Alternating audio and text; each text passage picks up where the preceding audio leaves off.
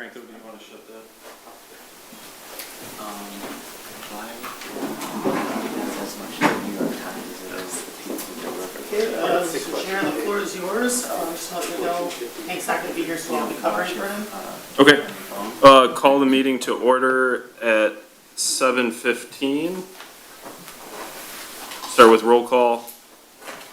Gail Linden, Blake Moore. Sarah Gutierrez. Chris Kobieski. Rick Poland. Looking for an approval of tonight's agenda. Franco, do you want us at this point to table item 6 or just wait till we get there? We can table it now. Okay. So we'll be looking for a motion to approve tonight's agenda as amended with tabling item 6, the matter of site plan review, the new house at 8104 Huntington. is that to the next meeting that we're Yes. tabling it? Yep. So moved. Second. All in favor? Aye. All right, then approval of the minutes from April 24th, 2024. Nothing of substance. I did give Rico a correction on just some semantics of what was written.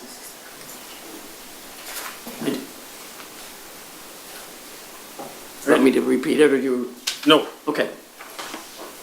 All right, looking for a motion to approve the minutes. I move to approve. Second. All in favor? Aye.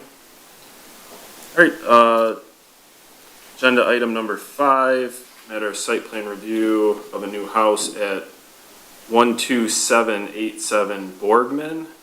Gail, I understand you brought up a potential conflict of interest at our last meeting.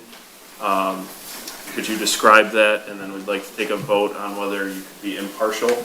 I disclosed at the last meeting that Scott Bendix is my first cousin's son, which would make him my first cousin once removed. And I believe that I can be objective in his submission of his plans here. Okay, I think we're looking for a motion to allow Gail to vote on this matter. I move to allow Gail to vote impartially on this matter. Second. All right, all in favor? Aye. It passes. So we'll move on to the site plan review. You want to, step up and speak into the mic and describe the project again? Good evening. I'm Mike Gordon from Moisey Gordon Associates Architects. Here today representing the homeowners who are with us tonight. Shara. God, I'm so sorry. What's that? I'm a little nervous. I'm sorry. And Scott Bendix, and with us also is the builder Jason Bendix. We are proposing a fairly traditional main house, center entrance Georgian colonial style, a large front porch to allow for sitting and greeting passerbys. There will be a 3-car side entry garage. In the previous iteration, the garage was oversized.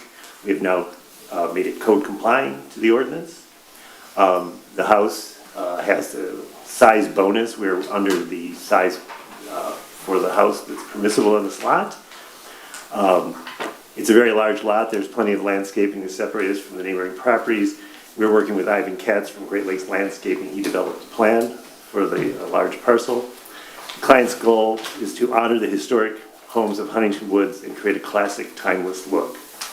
We have provided all the necessary materials for tonight's meeting. They're over here. We've got the shingle samples.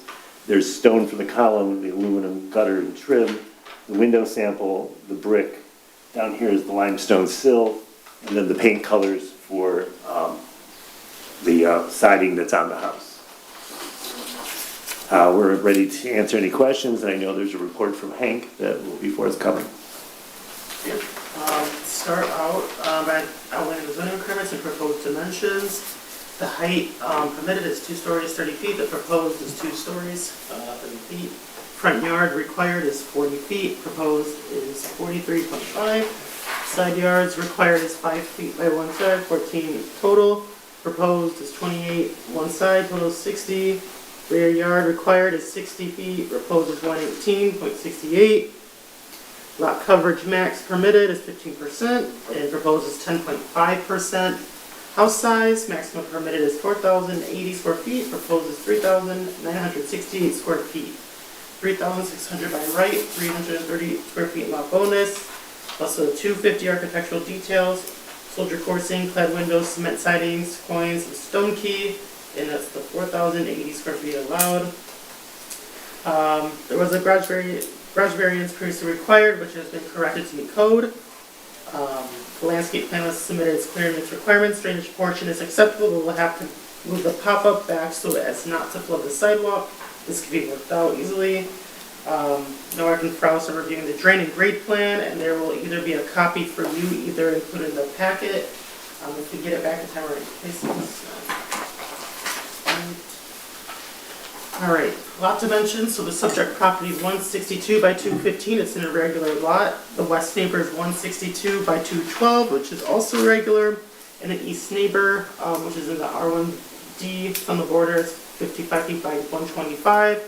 House size is 1,000, the east neighbor is 1,176. The subject property is 3,968. And the west neighbor is 3,442. And then for the style, the subject property is going to be colonial. To the east of them is a bungalow, and the west is a ranch. They have 2 stories. The east neighbor has 1.25, and the west neighbor has 1. The exterior material is brick and siding for the subject property. The east neighbor is siding, and the west neighbor is brick. The garage for the subject property is attached. The east of them is detached, and the west neighbor is attached.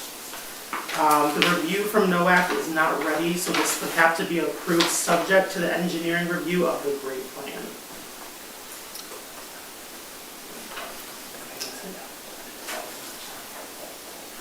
Okay, we'll open it up for public participation.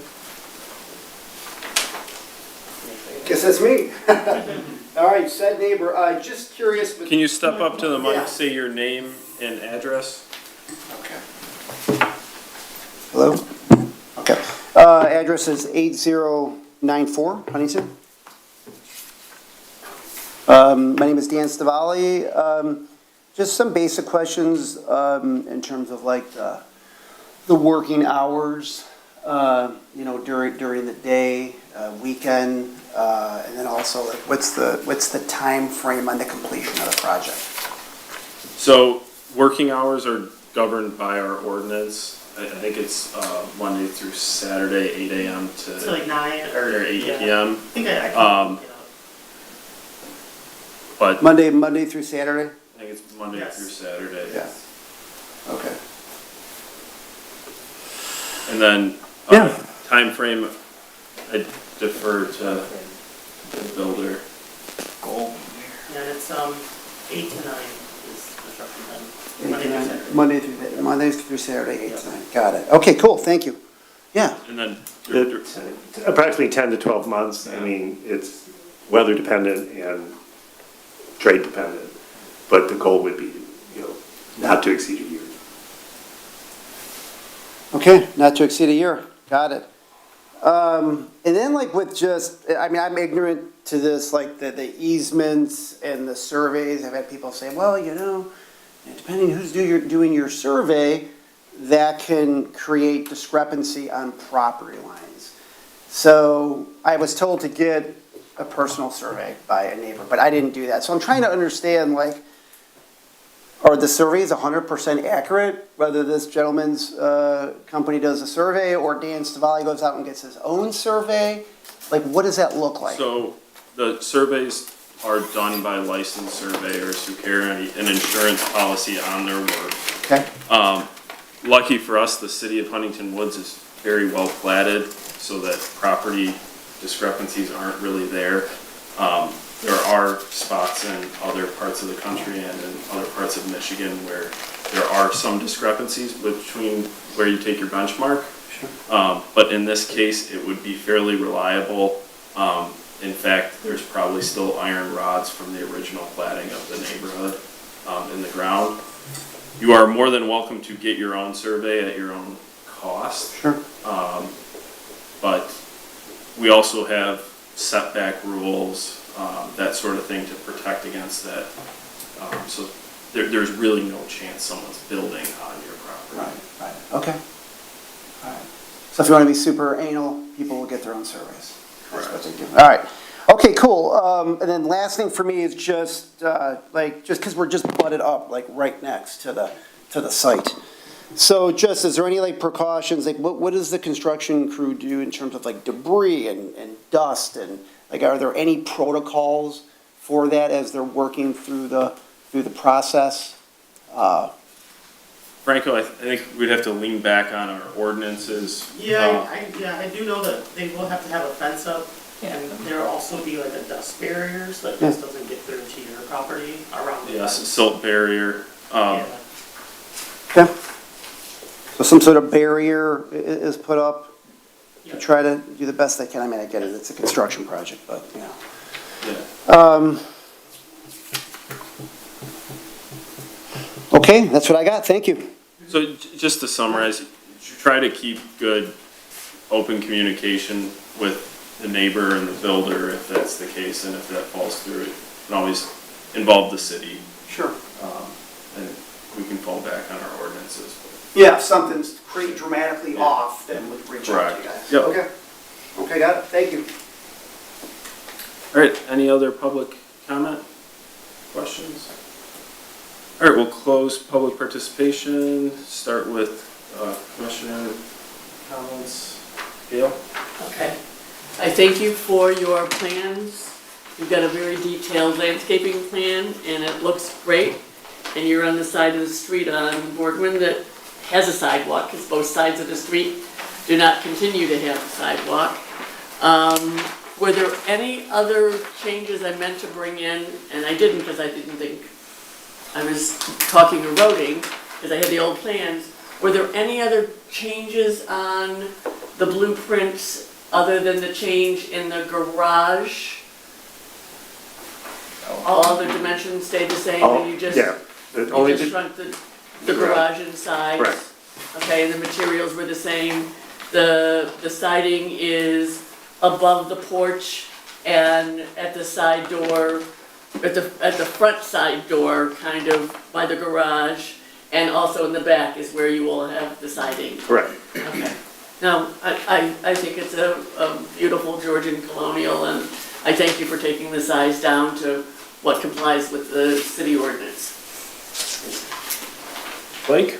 I mean, we spent a lot of time talking about this last time, and my only real concern was what were you doing with the landscaping and how that was all gonna kind of play out, because that's a flat lot, and then obviously the garage, but I have no objections. I think we leave it alone.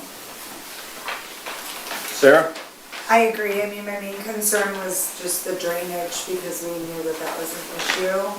So obviously, we put a lot of landscaping in, which is going to help with all of that. Did you guys change the exterior style or add? You're very observant. The corners were brick originally, now they're limestone.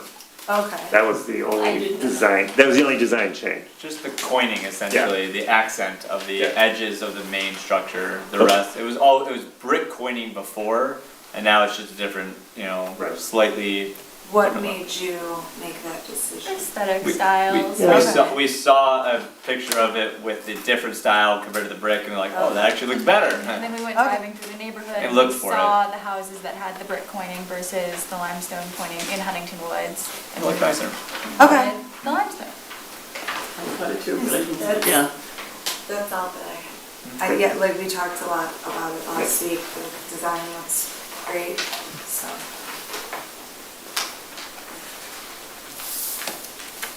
Chris? Okay, no, I'll just echo everything everybody else said. I like the changes with the landscaping and the designs, and thank you for reducing the size of the garage. All right, I would just like to reiterate that we did have significant discussion on this house in our last meeting, although we did not vote on it. I just want to state that for the record. I don't have any other comments. I think what we're looking for is a motion to There was something I forgot, and I just want to ask if I may. Yes. We did discuss with you, and I see that you didn't do it, it's something that you can bring in the future. You were made aware that you could have in, as we refer to affectionately as the acres in Huntington Woods, a 200 square foot accessory building. You know, and you didn't put this in your plans for now. You'll have to come, you know, to the building department in order to do it, but I wondered whether you had considered doing anything like that, or you'll just wait and see what you can't store where. No plans for that right now, yeah. Kind of maybe in a couple of years, maybe down the road, but right now, no plans for an adjacent accessory structure. Okay. Okay, so, if someone wants to move to approve it, it'd be a motion to approve subject to engineering approval from Noack and Fraus. That's the grade review. Yes. I move to approve, subject to the grade review by the engineer. Second. All right, all in favor? Aye. Aye. All right, passes. Thank you. It's real close. We appreciate all your Could have time. been 30 days. Thank you, guys. Thanks, Don. Dan, take care. You too, Blake. Take care, bud. All right, we tabled agenda item 6, so we're moving on to number 7, matter of joint ZBA meeting. If anybody from the planning or ZBA has anything they want to discuss, please feel free to, and we'll take a look at it and see if we can do it. I don't think I have any particular, You want to, sure. I would say my 3 number. If I can remember. well, we know who you are. Yes, We just want it Ben on- Falick here as a member of the Zoning Board of Appeals. Happy to be here. Appreciate all the work that you guys do. And I did not come with any particular, patterns, variances, or requests that I think that we need to address, but certainly good to see you guys in action, and happy to discuss whatever is relevant. I'm Joe Clay, also from the BZA, and I agree with what Ben just said. We have not, over the last year, actually the last 2 years, saw anything really needed to take a look at ordinance changes. So I think we're pretty good. Thank you.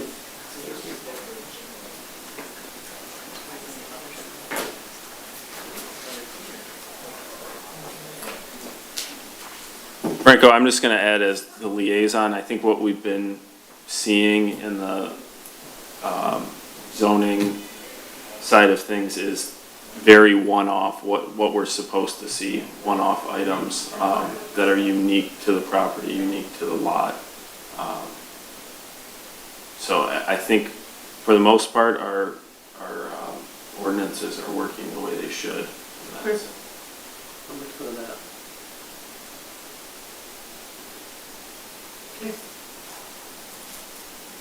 All right, thanks for joining. Sorry it wasn't more exciting. You know? Call me for the final question for Jeopardy. It's fine. All right, I'm gonna duck out. Thanks. All right, moving on to discussion of the priority list for 2024.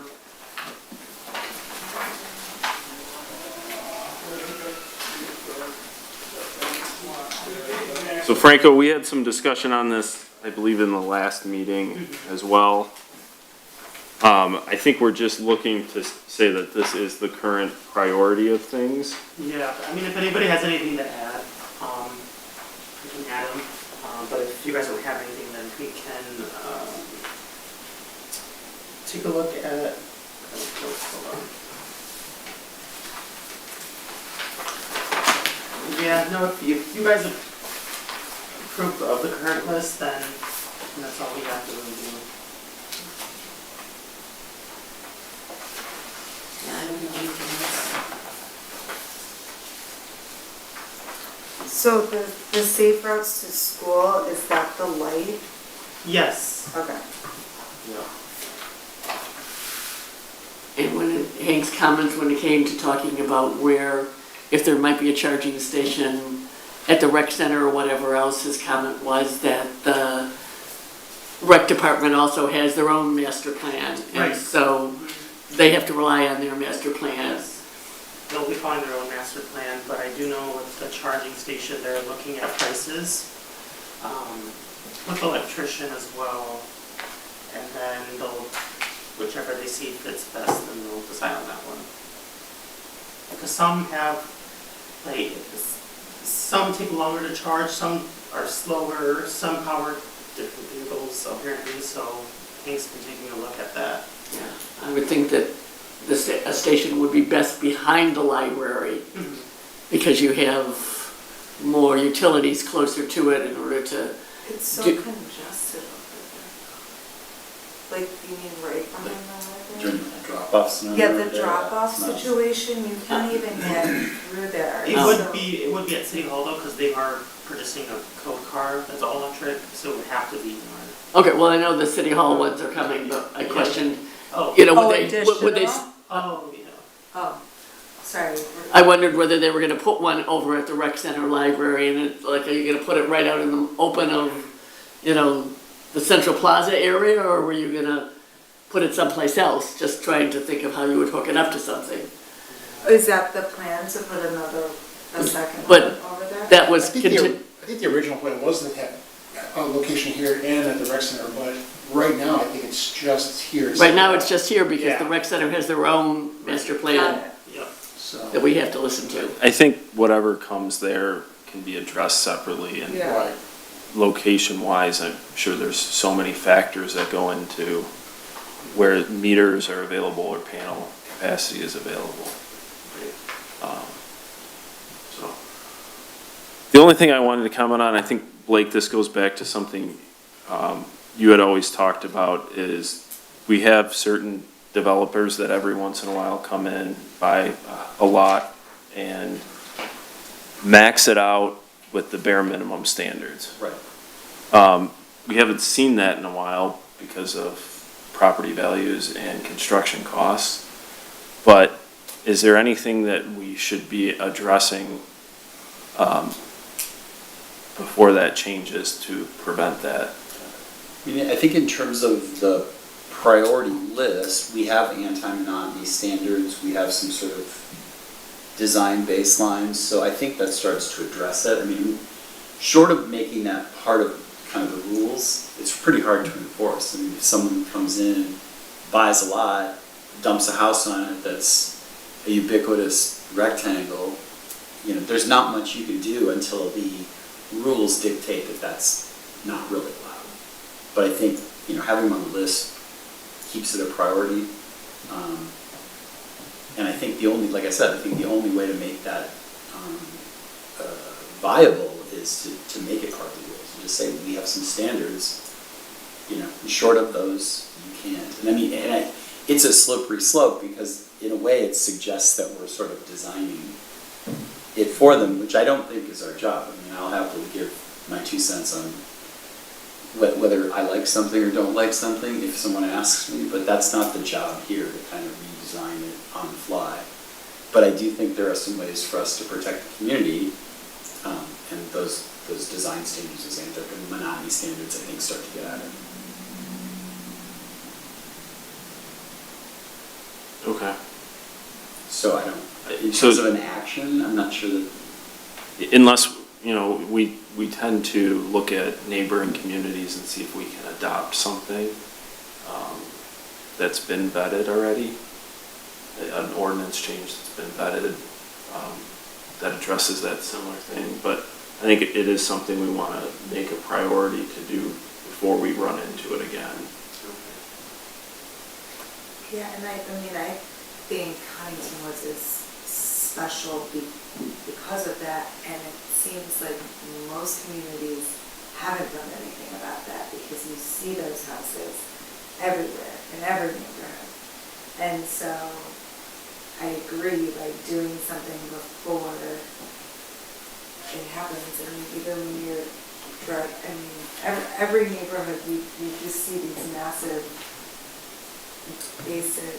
I mean, it's interesting though, because some of the builders that are in question here if you look at their portfolios, they aren't necessarily building like that in other communities. So I'm not sure what it is about our, and again, I haven't looked closely at design standards between, say, us and Birmingham or whomever, but that those houses aren't necessarily being built in those communities, not kind of like coming in here and, dumping the big brick box sort of thing. So I'm not sure what it is.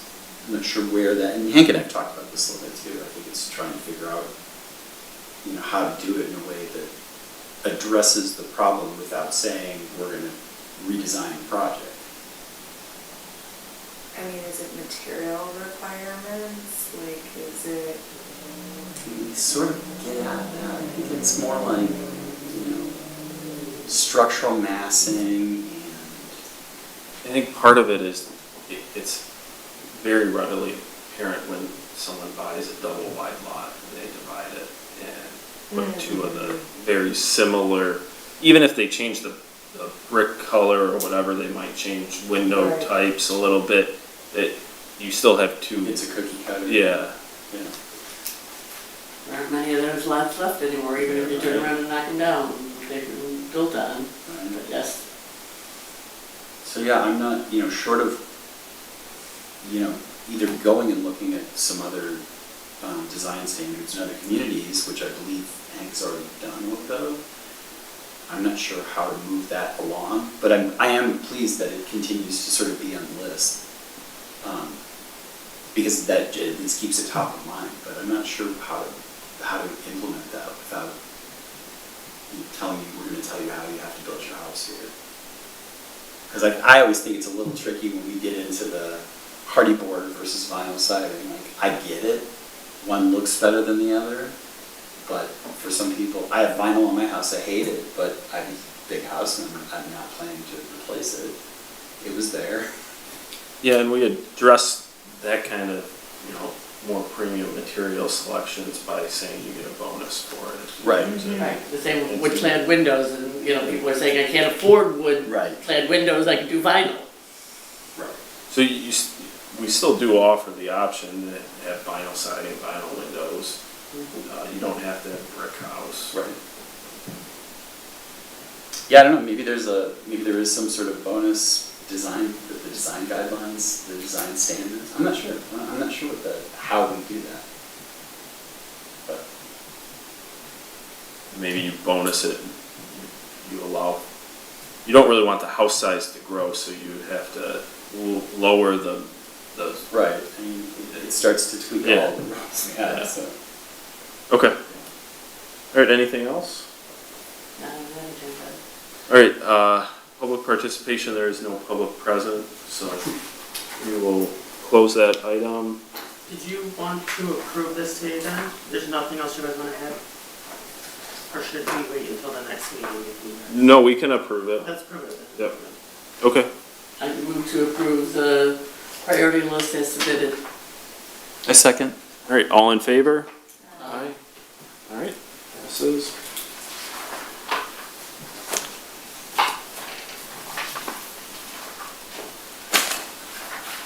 All right, Franco, any communications for us? No, not, no, nothing. We are still working on the climate action plan. I sent out all the templates to utility companies for our data, and then once we get that data, we have to put that into software with iClei, and we've never heard of them. They're like the International Sustainability Committee for the governors, but, so just waiting on that, that's pretty much it. Okay. All right, and then public participation, again, no public present. I do have a commissioner comment, if I may. Yep. I think the gentleman who spoke at public participation and gave an address on Huntington Road was addressing the house that isn't on the agenda. Yes, it was confusing. And it's totally, and I wanted to jump in and didn't want to interrupt you, but he was totally out of the wrong thing. He was a 4-digit number on Huntington Road, here to talk about the person who's gonna build on the vacant lot at Ivanhoe and Huntington. and it shouldn't be on Scott Bendix's, and it should have just been in public participation in general. Right. And I caught that as he kept doing more and more questions. First I thought he was, maybe a person that was a friend, and it's like, I'm not talking now that I know your friend, Scott. So I just stayed quiet and didn't want to interrupt or say, you're talking on the wrong item, so. Dan is in the house next door to 8104. He was speaking about the house being built next to him that we tabled for next meeting. Okay. Did he realize that that was not Absolutely that? had no idea. Yeah. Okay, so he thought that was them. Well, and Shira kept looking around and couldn't make heads or tails of Right, and when why you said he was talk to talking your, about when you said Huntington, talk to, and I keep the just- I put it communication open together or about whatever. 5 minutes ago. Okay, so Franco, is there a way to send, is it Dan? Dan, a letter from the city to say, we apologize for the confusion, but the matter of whatever house on Huntington has been tabled to the next meeting? Yes. His name's Dan Stafali. Well, and I Stafali, I'm thought not to sure how to myself, spell it. that's not a very good warm welcome to the, like, Right. your neighbor. And I thought, Gail, you gotta be quiet on this, you've gotta be objective, and I'm thinking, is he really talking to them, or is he trying to, first I thought he should be just at public participation at the end, and then I realized he was a Huntington address, and he was talking about the house that wasn't on the agenda. Okay. All right, so if you could send him a letter, because As you were starting to talk with I don't believe that we have to renotice, right, because we tabled it? Or are you renoticing as well? Well, either way, if you do renotice, can you add something in there that just says, we apologize? Yeah, yep. Okay, I can send him a letter, just a quick letter. okay. Thank you. All right, anything else? All right, looking for a motion to adjourn? Motion to adjourn. I second. All right, all in favor? Aye. All right, thank you. So, yeah. Next time if you want me to talk up at the time, but I didn't wanna rain on the parade and.